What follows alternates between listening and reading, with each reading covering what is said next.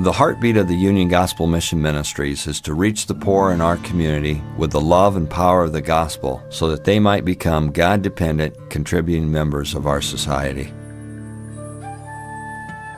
The Union Gospel Mission began with a challenge, a prayer, a hat, and $28.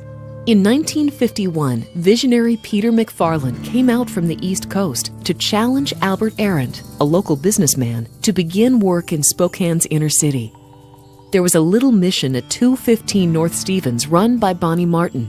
It was a small, single room where men would come every night for a hot meal, some piano music, and the gospel message. Bonnie Martin said to Albert Arendt and 11 of his colleagues, "Why don't you take over this work?" Those 12 men started from scratch. They formed a board, passed a hat collecting $28, and opened the Union Gospel Mission. They sold bonds and purchased the building at 219.5 North Brown. The mission began with faith, not depending on government funding, but on people responding to the heart of God. For 54 years, the mission has served without financial support from federal, state, or city governments. Individuals, churches, and businesses have provided all of our funding. The Union Gospel Mission Ministries pursues the transformation of lives through 5 interconnected elements: rescue, restoration, practical experience, prevention, and you. Randy Altmeyer, Director of the Union Gospel Mission. The mission provides emergency services 24/7. That means shelter, food, clothing, showers and haircuts, chapel, and Bible study. And over the years, we've been able to add medical and vision care, some dental services, legal help, and professional counseling. We started on the corner of Brown Street and Spokane Falls Boulevard, but in the late 80s, we outgrew that building. We had men sleeping in the chapel and the day room. Our 65-bed dormitory just couldn't handle the need. So in 1990, the mission moved to its current location, 1224 East Trent, 1 mile from the old site. The need for rescue was not limited to men. Debbie Poletto, Director of Anna Ogden Hall. Before most people even recognized the crisis of homeless women and children, God gave the vision to the board of directors to open Anna Ogden Hall. In 1971, the shelter opened in the West Central neighborhood at 2828 West Mellon. By the early 1990s, we needed more space. Anna Ogden Hall doubled in size to accommodate the ever-growing number of women and children in crisis. However, meeting the needs of people in crisis was not the limit of God's vision for the Union Gospel Mission Ministries. Both the Men's Mission and Anna Ogden Hall provide programs focused on life change for their residents. They do not just feed, clothe, and house them, sending them out the door with a sermon and a pat on the back. There are several aspects of the life regeneration program at the Union Gospel Mission: physical, emotional, educational, occupational, and spiritual. Again, Randy Altmeyer. We provide a weight room and work with our guys to develop healthy exercise habits. This makes a big difference in breaking addictions. It also helps build the men's self-esteem when they drop extra weight and start feeling fit.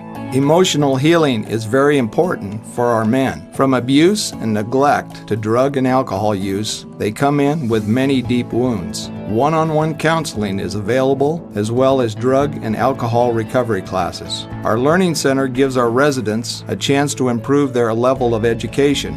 Many of them struggle in a traditional school environment. The Learning Center gives them the opportunity to pick up where they left off and realize that they can learn. It also is a turning point for so many of them. Rather than hearing, "I'm stupid, I can't learn," they begin to believe they can. Many of our residents have gotten their GEDs and some have gone on to college. On the occupational side, the men are given job responsibilities at the mission. Whether it's helping in the kitchen, supporting a staff person, or doing janitorial duties, this really builds a sense of responsibility and fulfillment.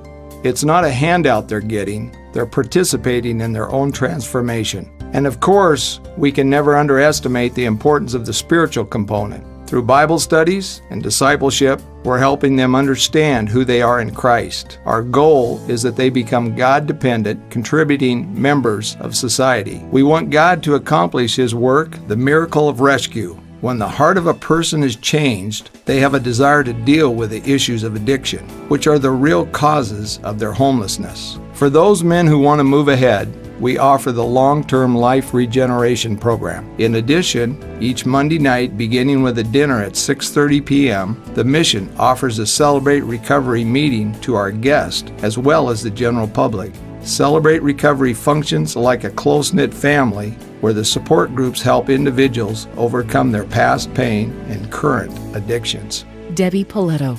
Anna Ogden Hall also offers the opportunity for restoration. Originally, we were primarily a crisis shelter, but we realized to stop the revolving door of homelessness, we needed to develop programs that would transform lives, not just house women and children. Over the years, we have developed a life transformation program for the residents of Anna Ogden Hall. It is almost identical to the program provided by the mission. We offer counseling, classes, opportunities to exercise, an internship program, Bible study, and discipleship.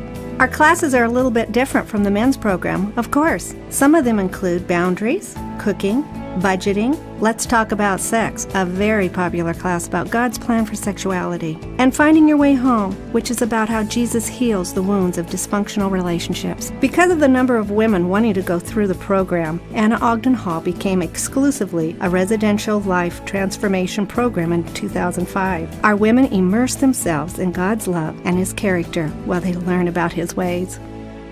While Anna Ogden Hall no longer serves as a crisis shelter, the need for such a refuge remains. Our board of directors set out to find a location that would meet this need. Rich Schaus, director of the Crisis Shelter for Women and Children. In January 2007, we opened the doors of the Crisis Shelter for Women and Children at 1234 East Sprague. It was formerly the Budget Saver Motel, a hangout for prostitutes and drug users, and right next door to the local Hells Angels headquarters. Today, there are 15 rooms for homeless women. 2 are dedicated to single women, and the other 13 are for moms and their kids. Breakfast and lunch are served at the crisis shelter, and the residents are bused over to the mission for a hot dinner and chapel services. The crisis shelter residents also have access to some of the other vital services offered by the mission. Our purpose is to rescue women and children in crisis, provide a safe environment, and demonstrate the love of Christ through chapel services and our guests' interaction with staff. Our goal at the crisis shelter is to help women transition to the life restoration program at Anna Ogden Hall. From rescue to restoration, then comes the third element of the Union Gospel Mission's ministry. Graduates of the 5-phase Life Regeneration Program at the Mission and Anna Ogden Hall are encouraged to apply for 1-year paid internships. During their internship, they live in transitional housing and go through a recovery program where they attend classes, they're held accountable, and they're encouraged to grow in their relationship with Christ. They fill positions ranging from cook and janitor to support staff. When Phil Altmeyer became director of the Union Gospel Mission in 1986, there were only 7 employees. Now there are 104, including interns who were residents. These men and women are experiencing what it means to work and get paid and continue to grow in Christ. The goal is to transition them in a year or 2 to a better job. Eventually, they will rejoin the community as God-dependent, contributing members of society. Joe Antiker, manager of the Downtown Classy Rack. We wanted to develop more opportunities for our shelter residents to have a work experience. Many of them have a difficult time finding work because of weak resumes, unemployment, or even a challenging record. The Classy Rack is a place where this can happen. It's also a place where the public can help by donating clothing, furniture, books, and household items. Mission residents have their first pick of clothing donations, and the rest is sold in the Classy Rack. All the proceeds benefit the Union Gospel Mission Ministries. We opened our downtown store in 2002, and the Valley store opened in 2005. Sherry Moisen, manager of the Valley Classy Rack. The setting here provides a safe, healing environment for employees. It's a workplace where coworkers understand the different issues people face for the first time when they start working 8 hours a day. Full-time staff people work right alongside our interns at both stores, and they continue to be disciplined in the work environment through Bible study, recovery programs, budgeting classes, and day-to-day work relationships. Brad Schaefer, manager of UGM Motors. Because many of our men at the mission are hands-on learners, we wanted to provide that type of job experience. So we started the vehicle program. Ugm Motors gives our guys an opportunity to get job training in the automotive field, which opens even more doors to employment in the community. Right next to the mission is God's Garage, where our men learn basic mechanics and detailing skills on donated cars. Then those cars go on sale at our Ugm Motors lot on East Sprague, near the Valley Classy Rack. This is another great opportunity for our guys to get job experience by selling cars. While the Classy Rack, God's Garage, and Ugm Motors provide mission supporters a place to donate goods, these places do something even more important. They give our residents an opportunity to build work experience, which for some of them is hard to find. They develop practical skills and build their resumes in a safe and supportive environment. All of this paves the way for future employment opportunities. The patterns of homelessness start at an early age. Understanding this, former board member Milt Rood began a youth ministry at the Juvenile Detention Center in the mid-1970s. Out of that ministry, the mission developed its program for underprivileged kids at Chimican Creek Camp in 1991 when the camp facility was donated. The camp is a place to minister to bodies, hearts, and minds of the men, women, and children of the mission and Anna Ogden Hall, as well as children in need in our community. Denny Roach, Youth Outreach Director. Each summer, we host 9 or 10 weeks of camping programs at Chimican Creek Camp for underprivileged kids at no cost to their families. To accomplish this, the Union Gospel Mission forms partnerships with churches and their ministry-minded young people, who then become staff at camp. During each week at camp, high school and college youth are trained to work with groups of these children in a variety of recreational and spiritual activities. The major focus of our camp staffers is to begin laying the foundation of relationships through trust-building events. One of the most successful tools we use is the Challenge Course, which is a low-ropes activity. Most of our campers have never learned how to trust anyone. We teach them about trusting each other and trusting the staff. So throughout the week, when we talk about trusting God, they have a clear picture of what that means. Once camp is finished, our counselors keep in touch with the children in their communities and encourage them to attend church. This gives the kids a place close to home where they can be guided towards a relationship with Jesus. The camp ministry is meaningful not only in the lives of the children, but also for the high school and college students who serve as counselors and worship team members. Many of them develop a passion for serving underprivileged kids and the Lord. The inner city ministry is being developed to focus on the plight of homeless youth who attend Spokane's middle and high schools. The Spokane area currently has over 300 young people with no permanent home. The Union Gospel Mission's youth ministry is attempting to address the needs of these at-risk kids by providing temporary shelter, educational help such as tutoring, and financial support for basic needs. We continue to find ways to minister to the growing number of needy young people in our community, and thanks to our donors, the Union Gospel Mission is able to provide resources for churches and other groups so they can reach out to the hearts of our youth. Chimican Creek Camp counselors are just some of the vital volunteers who are a part of the Union Gospel Mission's extended family. There are both short-term volunteers, those who come and serve a meal now and again, tell stories to the children at Anna Ogden Hall, or sing in chapel. And then there are the high-impact volunteers.